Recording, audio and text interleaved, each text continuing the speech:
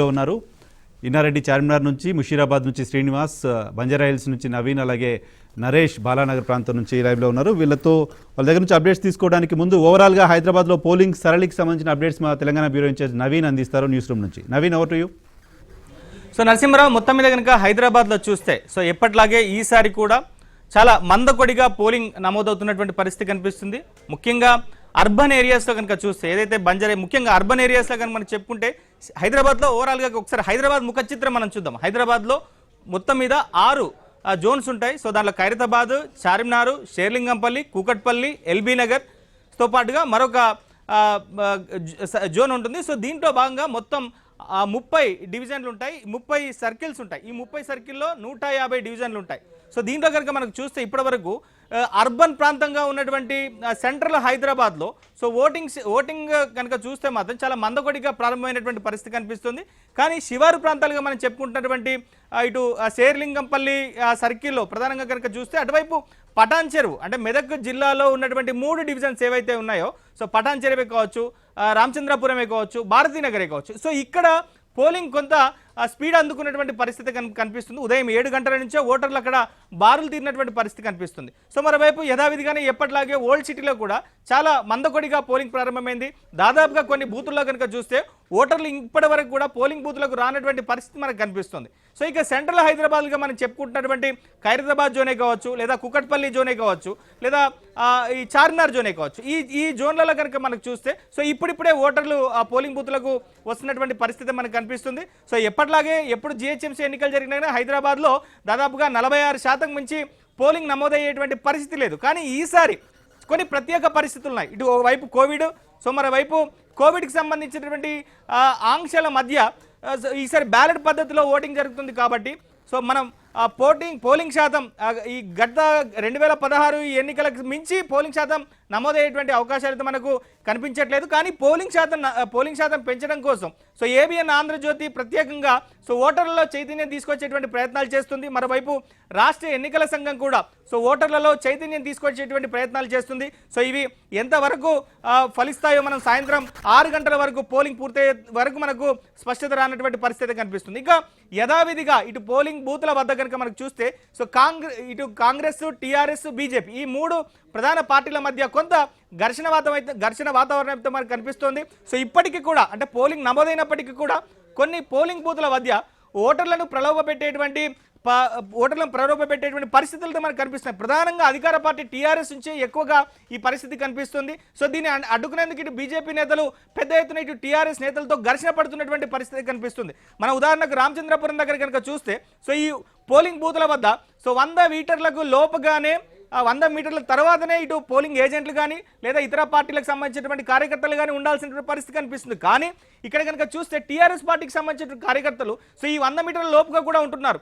So ఎవరైతే పోటీ చేస్తున్నటువంటి కార్పొరేటర్కి సంబంధించినటువంటి కార్పొరేటర్ అభ్యర్థి కావచ్చు, ఆయనకు సంబంధించిన అనుచరులు కూడా కావచ్చు, సో బార్లలో పోలింగ్ బూత్ల వద్ద బారులు తీరినటువంటి ఓటర్లను ప్రలోభపెట్టేటువంటి రీతిలో వాళ్ళు వ్యవహరిస్తున్నట్టుగా కంప్లైంట్లు అయితే ఎన్నికల సంఘానికి వస్తున్నాయి. సో మాస్కులు కనుక మనకు చూస్తే మాత్రం సో ఎక్కడైతే పోలింగ్ బూత్ల వద్ద సో టీఆర్ఎస్ పార్టీకి సంబంధించినటువంటి ఏజెంట్లు, కార్పొరేటర్ అభ్యర్థి, సో మిగిలిన వాళ్ళు సో కారు గుర్తుకు సంబంధించినటువంటి మాస్కులను పెట్టుకొని ఇటు ఓటర్లని ప్రలోభాలకు గురి చేస్తున్నట్టుగా మనకు కంప్లైంట్స్ వస్తున్నాయి. సో రాష్ట్ర ఎన్నికల సంఘానికి కూడా కొద్దిసేపటి క్రితమే బీజేపీ నేతలు వెళ్లారు. సో ఈ ఓటర్ కేంద్రాల వద్ద, ఎందుకంటే పోలింగ్ బూత్ల వద్ద సో ఓటర్లను ప్రలోభపెట్టేటువంటి చర్యలకు సో అధికార పార్టీ నేతలు పాల్పడుతున్నారని చెప్పేసి కంప్లైంట్ ఇచ్చేటువంటి ప్రయత్నం బీజేపీ నేతలు చేస్తున్నారు. సో ఓవరాల్గా కనుక చూస్తే హైదరాబాద్లో సో ఇప్పటికైతే పోలింగ్ ప్రారంభమై దాదాపుగా గంటన్నర గడుస్తుంది. ప్రశాంతంగానే పోలింగ్ కొనసాగుతుంది. సో ఈసారి 2002 తర్వాత ఇప్పుడు జరుగుతున్నటువంటి ఎన్నికలు సో మనకి గనక చూస్తే మాత్రం బ్యాలెట్ పద్ధతిలో జరుగుతున్నాయి. సో మనకు 2009 ఎన్నికలే కావచ్చు, 2016 ఎన్నికలే కావచ్చు, ఇవన్నీ కూడా ఎలక్ట్రానిక్ ఓటింగ్ మిషన్ల ద్వారా జరిగాయి. సో మన పోలింగ్ ప్రారంభమైనప్పుడల్లా పలానా పోలింగ్ కేంద్రాల్లో ఈవీఎంలు సరిగా పనిచేయట్లేదని లేదా మొరాయిస్తున్నాయి అనేటువంటి కంప్లైంట్స్ ఉన్నాయి. కానీ ఇప్పుడైతే బ్యాలెట్ పద్ధతిలో ఎన్నికలు జరుగుతున్నాయి కాబట్టి ఎక్కడ కూడా ఎటువంటి కంప్లైంట్స్ అయితే లేవు. సో ఏదైతే రాష్ట్ర ఎన్నికల సంఘం ఈ కోవిడ్ నేపథ్యంలో కోవిడ్ ప్రోటోకాల్స్ పాటిస్తూ ఫిజికల్ డిస్టెన్సే కావచ్చు, శానిటైజర్లే కావచ్చు, ఇవన్నీ కూడా పోలింగ్ కేంద్రాల్లో అందుబాటులో ఉంచినటువంటి నేపథ్యంలో సో ఎక్కడ కూడా ఇప్పటివరకైతే ఎటువంటి ఘర్షణపూరిత వాతావరణం కానీ లేదా సమస్యలు కానీ ఉన్నటువంటి దాఖలాలు అయితే కనిపించట్లేదు. ప్రశాంతంగానే పోలింగ్ ప్రారంభమైంది. కానీ ఓటర్లు ఇప్పుడిప్పుడే పోలింగ్ కేంద్రాల వరకు వస్తున్నారు. సో ముఖ్యంగా ఇటు శివారు ప్రాంతాల్లోనే ఓటర్లు పోలింగ్ మీద ఆసక్తి చూపిస్తున్నటువంటి పరిస్థితి మనకు కనిపిస్తుంది. నరసింహరావు, రాజకీయ పార్టీలు ఇచ్చిన ఉచిత హామీలు ఎంత మేరకు ఓటింగ్ పర్సంటేజ్ని పెంచే అవకాశం ఉంటుంది? మీరు చూశారు, గతంలో ఎప్పుడూ లేని స్థాయిలో గ్రేటర్ హైదరాబాద్ ఎన్నికల్లో ఈ ఇంత పెద్ద ఎత్తున ఉచిత హామీలు రాజకీయ పార్టీలు ఇచ్చాయి. అదేమన్నా పోలింగ్ పర్సంటేజ్ పెంచడంపై ఇంపాక్ట్ చూపించే అవకాశం ఉంటుందా? సో నాకు తెలిసి అయితే అటువంటి పరిస్థితే ఉండదు నరసింహరావు. ఎందుకంటే ఈ హామీల విషయంలో ఓటింగ్ రోజున ప్రజలు వాటిని ఆలోచిస్తారని చెప్పని మనం చెప్పడానికి లేదు. కానీ ఓటింగ్ విషయానికి వచ్చేస్తే మాత్రం హైదరాబాద్ ఇది ఎందుకంటే లోకల్ బాడీ ఎలక్షన్స్, హైదరాబాద్ జిహెచ్ఎంసీకి జరుగుతున్నటువంటి ఎన్నికలు. సో మనం ఎమ్మెల్యే ఎలక్షన్స్ కానీ, అసెంబ్లీకి కానీ, లోక్సభ ఎన్నికలు కానీ వేరు, కానీ హైదరాబాద్కి సంబంధించినటువంటి ఎన్నికలు వేరు. మనం గతంలో కనుక చూస్తే లోక్సభ ఎన్నికలు అలానే అసెంబ్లీ ఎన్నికల్లో హైదరాబాద్ ఓవరాల్గా హైదరాబాద్లో ఓటింగ్ పర్సెంటేజ్ కనుక చూస్తే 60% నుంచి దాటేటువంటి పరిస్థితులు ఉన్నాయి. కానీ గ్రేటర్ హైదరాబాద్కి సంబంధించి అది 2002 కావచ్చు, 2009 కావచ్చు, 2016 కావచ్చు, ఇవన్నీ ఈ ఎలక్షన్స్ అన్నీ కూడా 45-46 లోపుగానే మనకి పోలింగ్ శాతం నమోదవుతూ వస్తుంది. కానీ మీరు అన్నట్టుగానే ఈసారి గ్రేటర్ ఎన్నికల్లో కనుక చూస్తే సో ప్రధానంగా ఇటు అన్ని పార్టీలు కూడా పెద్ద ఎత్తున హామీలను గుప్పించాయి. ప్రధానంగా వరద సాయాన్ని బేస్ చేసుకొని ఈ నాయకులు ఇచ్చినటువంటి హామీలు మాత్రం సో జనాలు వాళ్ళని ఆ హామీలను విశ్వసిస్తారని చెప్పి మనం చెప్పడానికి లేదు. ఎందుకంటే ఒకరిని మించి ఒకరు హామీలు ఇచ్చినటువంటి పరిస్థితి మనకు కనిపిస్తుంది. సో మరోవైపు టీఆర్ఎస్ పార్టీ ఇచ్చినటువంటి హామీల్లో ఎక్కడ కూడా కొత్తదనం లేదు. కేవలం హైదరాబాద్లో వాడల్లో ఉండేటువంటి ప్రజలకి సో నెలకి 20,000 లీటర్ల ఉచిత నీరు ఇస్తామని చెప్పని ఆ ఒక్క హామీ మాత్రమే టీఆర్ఎస్ పార్టీ కొత్తగా ఇచ్చింది. కానీ గతంలో ఇచ్చినటువంటి 2016లో ఇచ్చినటువంటి హామీలనే ఈసారి కూడా కంటిన్యూ చేసేటువంటి పరిస్థితి కనిపిస్తుంది. సో ఇక బీజేపీ కాంగ్రెస్ ఇచ్చినటువంటి హామీలు కనుక చూస్తే టీఆర్ఎస్ మించి పోటాపోటీ హామీలు ఇచ్చినటువంటి పరిస్థితి కనిపిస్తుంది. కనుక ఈ హామీలని ప్రజలైతే విశ్వసించేటువంటి పరిస్థితి లేదు. కానీ ఎప్పట్లాగా హైదరాబాద్లో ఓటింగ్ పర్సెంటేజ్ ఉంటుందా?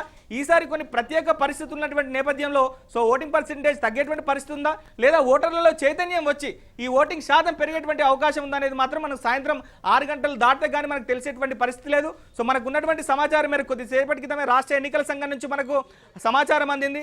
సో ఇప్పటి వరకు హైదరాబాద్లో పోలింగ్ పర్సెంటేజ్ 5% దాటినట్టుగా కూడా రాష్ట్ర ఎన్నికల సంఘం చెప్తోంది. సో ఈ పోలింగ్ పర్సెంటేజ్ మరింతగా పెరగాలని కోరుకుందాం, ఓటర్లలో చైతన్యం రావాలని కోరుకుందాం, సో పోలింగ్ పర్సెంటేజ్ పెరగాలని చెప్పని మనం కోరుకుందాం. Narasimharao, right Naveen, thanks for updates. Voting percentage మా ప్రతినిధి నవీన్ చెప్తున్న దాని ప్రకారం గంటన్నర గడుస్తోంది. అంటే మొదటి గంటలో 5% పోలింగ్ నమోదైనట్లుగా సమాచారం అందుతోంది. పోలింగ్ పర్సంటేజ్ పెరగాల్సిన అవసరం కనిపిస్తోంది. పోలింగ్ పర్సంటేజ్ చాలా తక్కువగా ఉండే పాత బస్తీ, ఐటీ కారిడార్ లాంటి ప్రాంతాల్లో పోలింగ్ పర్సంటేజ్ పెంచడం పైన దృష్టి పెట్టారు. ఆ ప్రాంతంలో ప్రత్యేకంగా అవగాహన కార్యక్రమాలు ఏర్పాటు చేశారు.